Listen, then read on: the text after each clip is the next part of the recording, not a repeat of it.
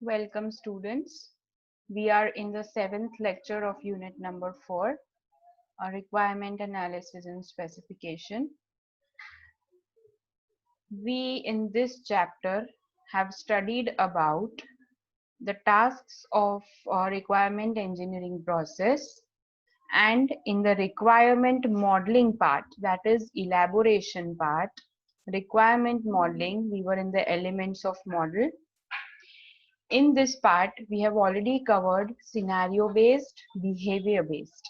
We shall now move on to class models.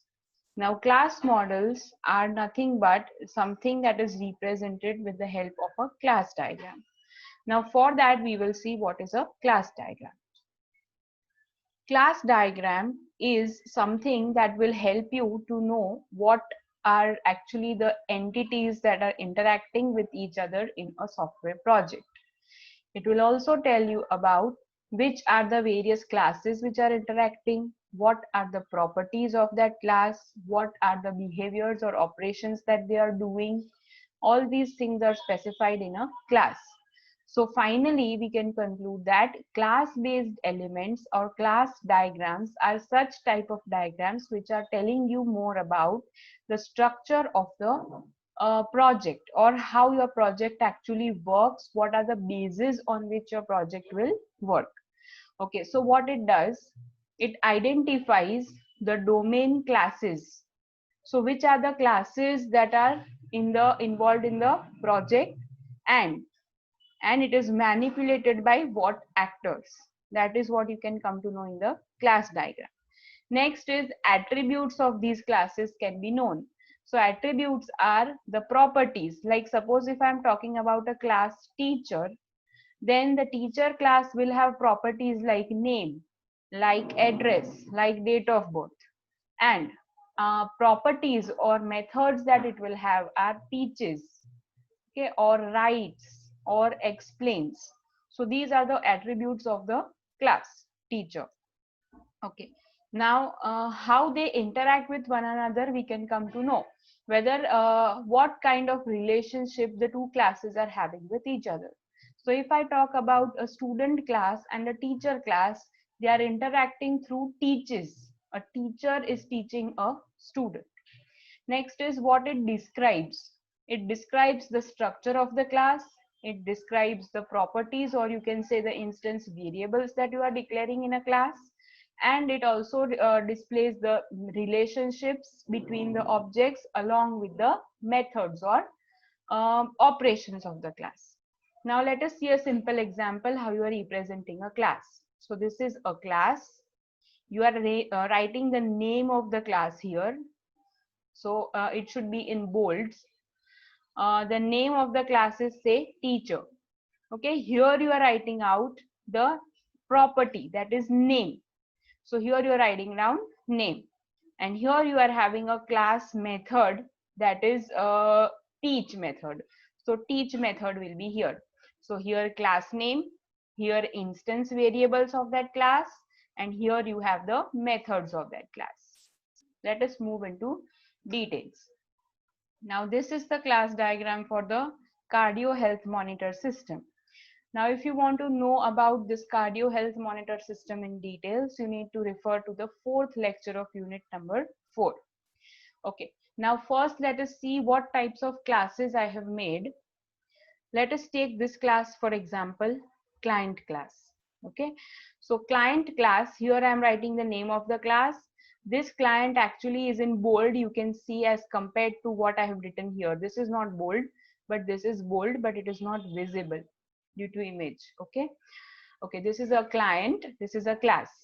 These are the properties of the class, or variables, instance variables of the client class, and these are the methods of the client class. Now the plus here is a question mark to you. Why this plus? This plus is nothing but it suggests that these variables or instance variables of the client class are public. If I write minus here, then it indicates it is private. Okay, so now my classes are country, client, report, admin, test, and practitioner. So these are the total 6 classes that I have used. We will start from the client class.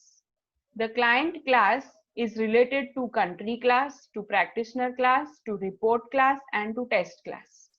Okay, whereas the admin class is related to only the practitioner class as per what my project works upon.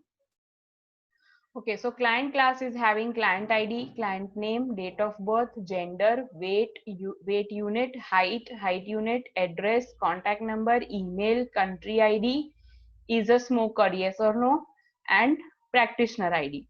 So these are the instance variables of my client class, and these are the return types of my variables. Okay, sorry, data types, not return types, data types of my variables. They are always represented in a form of name of variable, colon, and data type. Okay. Okay, so these are the variables and these are the methods that a client undergoes. You can add a new client, you can update a new client, you can delete a client, you can search for a client, and you can list the number of clients. And these are the return types of the method. Okay, now we will see how client is related to country. So here I have written country ID. This country ID is linking my client database or client table or client class with the country class, which is also having country ID. Okay, so this is how I'm linking these both. Okay, now what is this? This is a link or an association between client and country class. This line is always labeled, so I have written stays. So this relation says that a client stays in a particular country. Now what is this? 1 and 0 dot dot star. Now this is 1 and this is 0 or infinite, 0 or many. Okay, so why I have written this? These both are cardinalities. Now cardinalities means what kind of relationship of stays does the client have with the country. So here I can say in a particular country, how many clients can live? So if I'm talking about in a country, how many clients can live, then that is 0 or many clients. If I'm talking about China, then there can be 0 client in China or there can be more than 0 client, any number of client in China.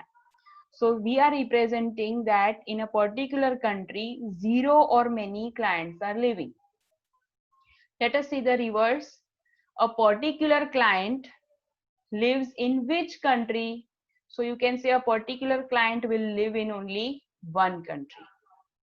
Okay, so this is how we are representing cardinalities. Okay, now this is my country class with country ID, country name as variables, and these are the data types. Get country, set country, and get country name, set country name. These are the methods of my country class. Okay, now let us see what relationship does practitioner and client have. They are connected by practitioner ID here and practitioner ID here. So any practitioner can register a particular client or more than one clients. Okay, so let us see practitioner is registering registered under client is registered under which practitioner. Okay, so let us see the cardinalities. One client can be registered with one practitioner only. Okay, whereas one or many practitioners, whereas one practitioner can register 0 or many clients. So 1 and 0 or many. Okay, so this is the cardinality. What the practitioner can do, he can edit his profile, log in, he can register, he can delete a client, he can activate his account, he can deactivate his account, and he can have the forgot password method. Okay, and what are the variables? Practitioner ID, username, password, email, is active or not, number of clients, first name, last name. Let us see report. Report shows stiffness index as we have discussed in the 4th lecture. Stiffness index ID, it shows you the risk factor that you are in by providing you an integer number. It shows you the upper limit and lower limit for your reference, and it gives the client ID whose report this is. Okay, and the methods of report is display report, print report, and email report. Okay, now many clients can check their report, a single report. Okay, so you can say that how many number of clients can check their reports? Many number of clients, but a particular client can check his only one report. Okay, and next is client is undergoing test. Test has test ID, client ID, cardiovascular age, body mass index, average heart rate, oxygen, and test date. So these are the test data which is going to come from the cardio clip, and the cardio clip is giving these things to the software, and the methods are new test, display test result, and generate report. Okay, so a client can undergo many tests, whereas if you are talking about test, a client can have one or many tests. Okay, next is admin and practitioner. So admin is going to register or manage the practitioner. So you can say that admin is managing a practitioner, many practitioners, whereas no practitioner is managing the admin, vice versa. So here I have written 0. Admin is managing many practitioners, but 0 practitioner is managing the admin. Admin has admin ID, username, password, and he has methods of editing profile. I've forgotten a plus here. You can please add it in the notes that you are making. Edit profile, login, practitioner registration, forgot password, and change password. Okay, so this is how your class diagram will look like. This is all for today's lecture. Thank you.